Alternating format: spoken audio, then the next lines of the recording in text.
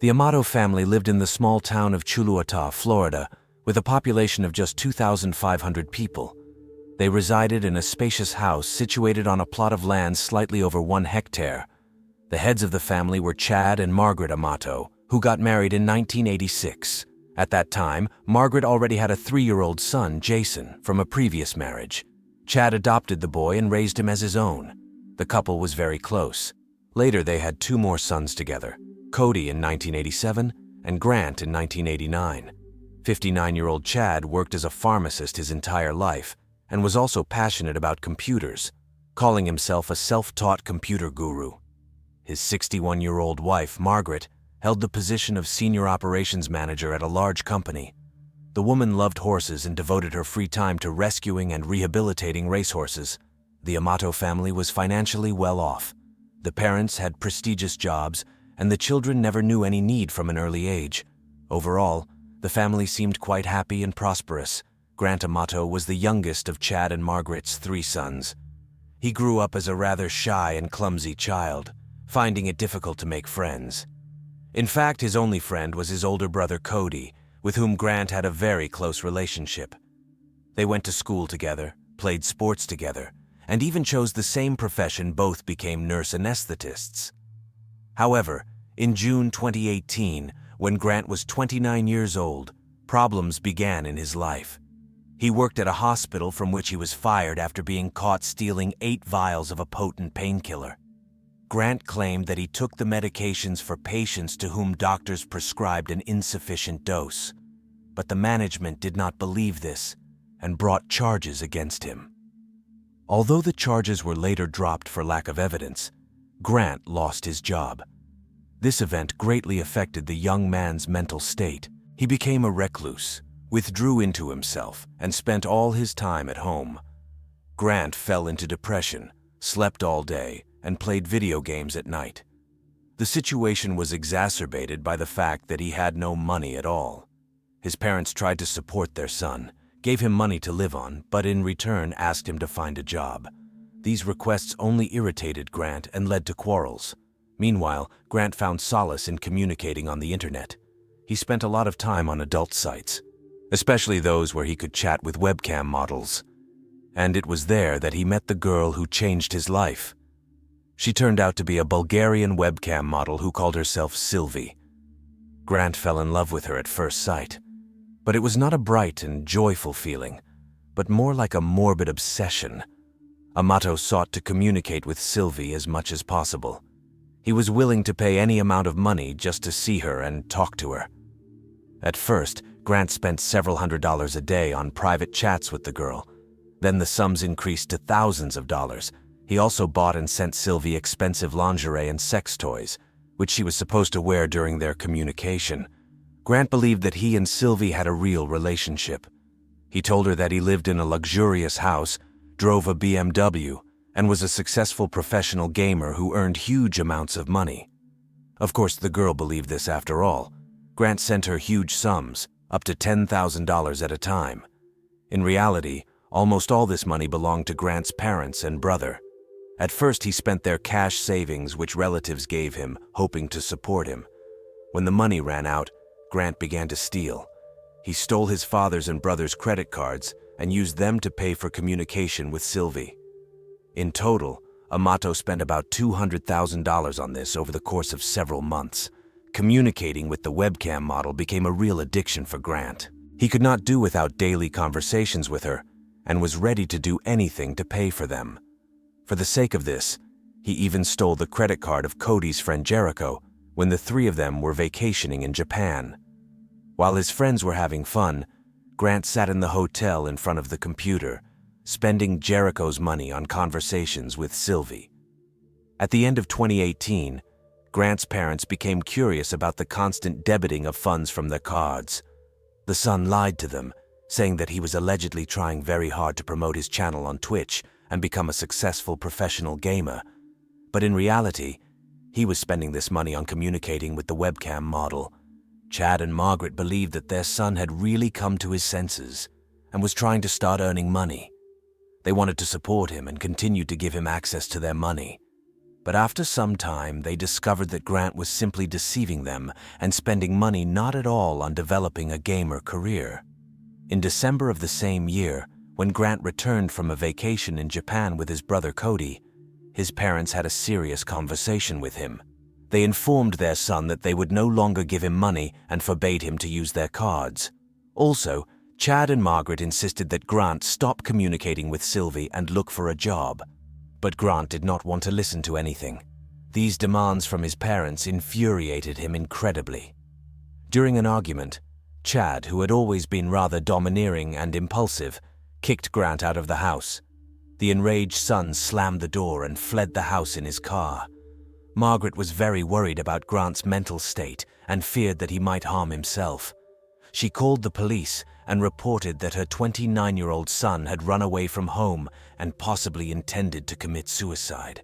To prove her words, Margaret showed a message from Grant, who wrote to her, "I'm very tired of everything. I will deal with it in my own way." It later turned out that Grant had gone to his Aunt Donna, who lived 30 minutes away from them. The woman sheltered him for a few days until he calmed down. However, soon the aunt noticed that money began to disappear from her bank card as well over the course of a few days. Grant stole hundreds of dollars, which he again spent on communicating with Sylvie. He accessed his uncle and aunt's accounts while they were sleeping and transferred money to pay for private chats with the webcam model. When the deceived aunt called Chad, he burst into tears. The man confessed that Grant had driven him into debt for $150,000, and he did not know how to deal with it. He asked his sister not to go to the police about this, promising to return all the money stolen from her. Eventually, at the end of December 2018, Grant's father and older brothers staged an intervention for him. They gave the young man an ultimatum: either he goes to a rehab clinic for addiction treatment, or he will be deprived of financial support and permission to live in their house. Grant agreed and was sent to the clinic for a 60-day rehabilitation program, for which the family paid $15,000. While undergoing treatment, Grant was deprived of internet access and the ability to communicate with Sylvie. Meanwhile, his parents, trying to figure out what had happened to their son, began to examine his correspondence with the girl. From the text of the messages, they realized that Grant was not only spending a huge amount of money on her, but had also been lying to her all this time about who he was and what he did. To put an end to this, Grant's father contacted Sylvie and revealed the whole truth to her. He informed the girl that Grant was an unemployed 29-year-old guy who lived with his parents and stole their money to impress her. This was also reported to other men from the online community around Sylvie. Chad insistently asked the girl to stop communicating with his son when he returned home from rehab, and she allegedly promised to do so. Grant's treatment at the rehab center was supposed to last 60 days, but after just 2 weeks, he voluntarily left the clinic and returned home, assuring everyone that he had been cured of his addiction. This happened on January 5th, 2019. His parents met Grant with a serious conversation. They informed him that they were ready to allow him to live in their house, but under certain conditions. Grant had to get a job, stop stealing money, and never communicate with Sylvie again. Also, Chad and Margaret reported that from now on, they would take the computer out of his room every evening so that he could not go online at night without everyone noticing. All these rules were clearly written on a sheet of paper, which Grant was given to sign. The 30-year-old young man looked depressed, but supposedly agreed to comply with these requirements. He told his parents that he would find a job soon and stop talking to the webcam model. However, the news that his father had told Sylvie the whole truth infuriated Grant. He felt a strong resentment towards Chad and Margaret for interfering in his relationship with the girl. Despite his promises, Grant did not intend to stop communicating with Sylvie. When his parents took away his smartphone, he would ask his mother for her phone, allegedly to watch some videos on YouTube. Margaret sometimes gave her mobile phone to her son, not suspecting that he was using it to write to the webcam model on Twitter. Soon, Chad found out about this. On January 24th, another big fight took place between him and Grant. The father accused the son of violating the agreements reached and demanded that he immediately get out of the house. The enraged Grant left the house, slamming the door loudly. On the same day, January 24, 2019, Grant's older brother Cody returned from his hospital shift half an hour earlier than usual. He read a message from his parents about another fight with Grant and decided to go straight home to settle the situation. Cody, who had always been the peacemaker in the family, hoped to calm his parents down and convince them to give Grant another chance. The next morning, on January 25th, Cody's co-workers became worried when he did not show up for his shift and did not answer phone calls. This was extremely atypical for the responsible and punctual young man. The medics turned to the police and asked them to send a patrol to check on the Amato family's house. The police officers who arrived at the scene banged on the doors and windows, but no one answered. Looking inside, they did not notice any signs of robbery or break-in, but the house was suspiciously quiet. After coordination with the leadership, the patrol officers broke down the door and entered the house. At that moment, a horrific sight awaited them. 59-year-old Chad Amato was lying in a pool of blood on the kitchen floor.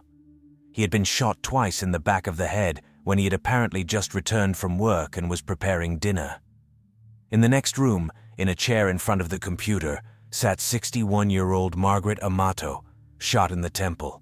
A half-empty glass of white wine stood nearby. 31-year-old Cody was found dead on the threshold between the garage and the room. He had been killed with a shot to the forehead and was lying in a fetal position in a pool of his own blood.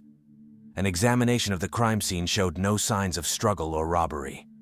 All the family's valuables remained untouched. It seemed that the killer had caught his victims by surprise and dealt with them one by one. Some details, such as the bloody trail on the floor next to Chad's body, indicated that he had tried to escape or get to the phone after the first shot, but the killer had caught up with him and finished him off. In the absence of signs of an outsider's intrusion into the house, the main suspect for the police immediately became Grant Amato, who was not among the killed family members. The police declared Grant wanted. Soon his car was spotted parked near one of the hotels in Orange County, a 30-minute drive from the house. When the operatives burst into the room, they saw Grant lying on the floor in medical clothing. He did not resist arrest. During a search of Grant's room, credit cards of his deceased father and brother were found, as well as a foreign passport, which indicated the suspect's intention to flee the country. During interrogation, Grant behaved surprisingly calmly. He told the police about his tense relationship with his domineering father, his addiction to communicating with the webcam model, and his relative's prohibition on seeing his beloved girl. But at the same time, he never once inquired about the condition of his relatives. Only when investigators showed him pictures from the crime scene did Grant burst into tears. He continued to deny his involvement in the murder of his parents and brother. However, his testimony regarding the events of January 24th turned out to be rather contradictory and did not stand up to any criticism.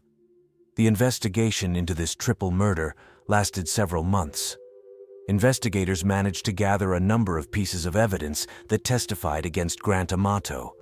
Forensic experts established that the bodies of the deceased had been specially moved to stage a picture of a murder-suicide by one of the family members. A study of the victim's phones showed that after killing his father, Grant sent messages from his smartphone to Cody to lure his brother home for a massacre. A digital analyst reconstructed the chronology of events on the fatal evening. According to his conclusions, Grant first shot his mother while she was working at the computer. Then he lay in wait for his father and shot him as soon as he returned from work. After dealing with his parents, Grant waited in ambush for Cody for several hours. When his brother entered the house, the killer sent him to the next world with a shot to the forehead. The investigation established that after the triple murder, Grant copied his correspondence with Sylvie onto a flash drive, and around midnight, using the fingerprint of his dead father, he entered his banking account and transferred money from there to his credit card. He later used these funds to renew his premium subscription on the site where his beloved webcam model worked. Such behavior resembled the actions of a true sociopath. In addition, An 8-page manifesto text was found on Grant's laptop, which he had written shortly before the crime. In it, the killer accused his parents of interfering with his relationship with Sylvie, to whom he was going to confess his love. Grant did not hide his hatred for his relatives, calling his father a controlling tyrant who deserved punishment. On July 23, 2019, the trial of Grant Amato, who was charged with 3 counts of first-degree murder, began in the Seminole County Court. Prosecutors emphasized that the cold-blooded shooting of his parents and brother was a carefully planned revenge by the young man who was forbidden to communicate with the webcam model. The prosecution presented a number of pieces of evidence of Grant's guilt. In particular, his 8-page message in which he confessed his hatred for his family. Witnesses spoke about the young man's addiction to communicating with Sylvie, on which he spent insane amounts of money. Cody's co-worker recounted how that day his friend had suddenly left work after receiving a message from his father. Investigators demonstrated how Grant used the bank card of his already dead father to pay for premium access to the webcam model. In turn, Grant's lawyers built their defense on the absence of direct evidence of his guilt. They noted that no traces of Grant's DNA or fingerprints were found at the crime scene. The gun with which the members of the Amato family were shot was also not found. According to the defense, Grant could have written his manifesto in a state of passion, without any real intention of killing his relatives. The trial lasted almost 3 weeks. During this time, several dozen people testified in the courtroom: relatives, friends, colleagues of the deceased, as well as police officers and forensic experts. The prosecution insisted on life imprisonment for Grant Amato, while the defense asked for leniency, citing his lack of a criminal record. On August 12, 2019, the jury found 30-year-old Grant Amato guilty on all counts, 3 counts of first-degree premeditated murder. Judge Jessica Rexidler announced the sentence to the defendant: 3 life sentences to be served concurrently, without the possibility of parole. Mr. Amato, this was a deliberate and premeditated act on your part. You took the lives of 3 people who loved you the most because of your own obsession. Your actions were not the result of some momentary hatred. It was a planned revenge against those who, in your opinion, stood in the way of your unhealthy desires and fantasies. And the court believes that you pose too great a threat to society to ever be released, the judge stated. After hearing the verdict, Grant Amato showed no emotion. His face remained as impassive as it had been throughout the entire trial. Moreover, during his last words, the defendant did not mention his deceased parents and brother even once. Instead, he continued to talk about his obsession with the webcam model Sylvie, and that one day they would still be together. With this, the chilling story of the Amato family came to its tragic finale. Grant ended up behind bars, but not because of his addiction to the internet and webcam models. He went to prison for the brutal murder of his closest people, his father, mother, and brother. And judging by his last words in the courtroom, even life imprisonment did not make him repent and apologize for what he had done.